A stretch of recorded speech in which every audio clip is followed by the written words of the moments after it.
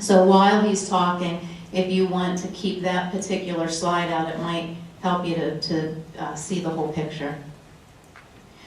I had been asked just to provide a snapshot of the fund balance and what has occurred with the fund balance in the last couple of years. And we had actually looked at this, I want to say back in January or February. We looked at that historical fund balance.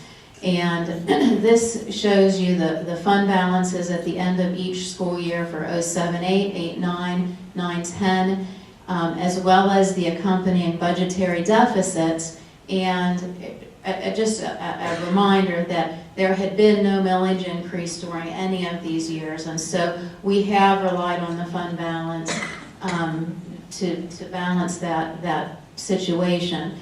And so with the deficit for the 10-11 school year of $700,000, Jim's estimating right now that the estimated fund balance will be a little under $323,000 at the end of June. And I think, Jim, last month you had provided some other information that went along with that.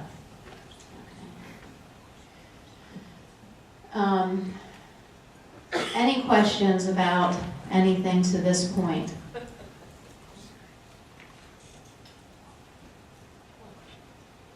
Jim is really going to spend some time with the budget summary sheets. To this point, the summary sheets that you'll be looking at are reflective of the recommendations that have been made to this point.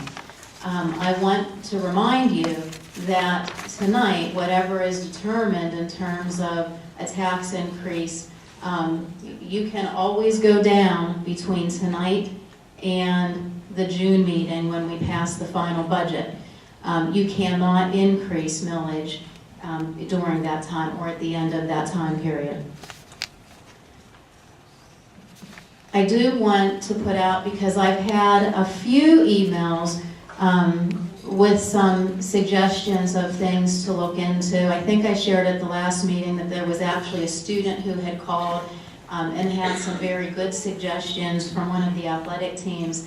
But I've really had very few concrete offerings of, have you looked at this? I said at the budget workshop in May at Mellon. We really did sit at the last meeting looking at each other because we don't know where else to go.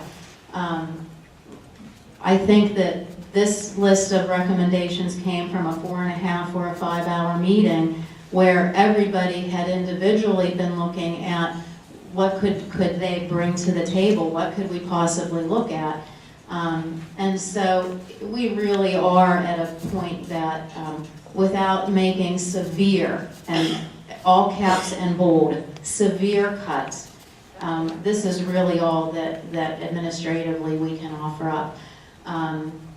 If folks have any constructive suggestions as to things that we can look at, please send me an email and we'll be happy to do that. Jim, I'm going to turn it over to you.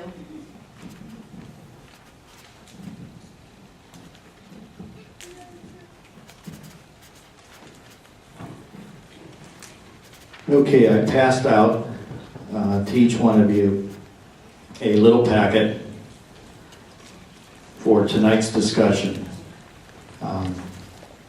Attached to the back of the packet is a run of all of our expenditure accounts.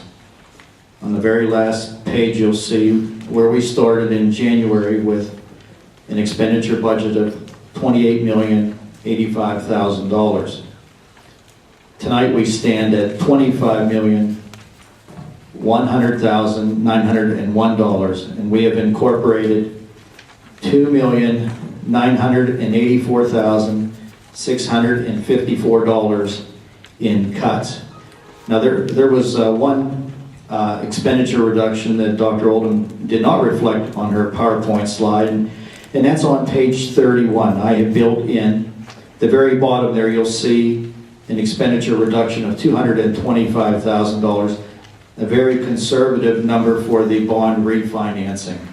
And we feel very strongly right now that that number is going to come in higher than that, but knowing that we're trying to get this potential millage impact down and also trying to save jobs, that we did want to reflect the potential savings for that refinancing, which will take place sometime in June. We've already discussed at previous meetings the effect on the revenues with Governor Corbett's budget proposal, and we still stand with those revenue cuts. That's why our revenue right now is still at potential $24,572,273. I previously estimated our ending unreserved fund balance at $322,885, bringing right now the potential estimated revenues of $24,895,158, and that's the page with the circled one on it is showing where we stand now with a zero meal tax increase. And right now with a zero meal tax increase, if you look at the bottom third of the page, you'll see highlighted projected budget deficit, which is the difference between revenues and expenditures. We're still $528,628 separating us between our revenues and our expenditures. That's with the zero meal tax increase. The second page attached to that with the circled number 2 is just showing an example of a 3 meal tax increase. And if you look at that same line, the projected surplus or deficit, it just about breaks us even between revenues and expenditures, $9,714 worth. The page with the circled 3 is showing another example, and this is with a 4 meal tax increase. And that actually would give us a projected surplus between revenues and expenditures of $163,258. And then the sample scenario that has a circled number 4 is with right now the legal mandated limit of a tax increase of 4.8277, which the Department of Education informed us of that. I think it was either late March or early April after they processed the exceptions. With that millage increase, that would give us a projected surplus between revenues and expenditures of $306,426. That's where we stand at the moment with our projected expenditure cuts and where we stand with projected revenues. I know there's still debating in Harrisburg what's going to happen ultimately with the state budget, and we won't find out until sometime in June as this plays out. And right now we cannot forecast what state subsidies we will get. We still have to work with what the governor has projected for us.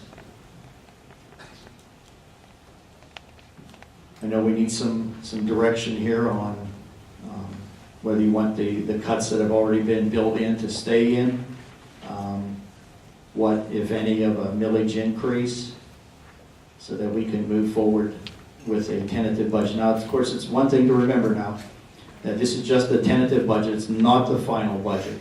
So this is just another step in the legal process of passing a final budget.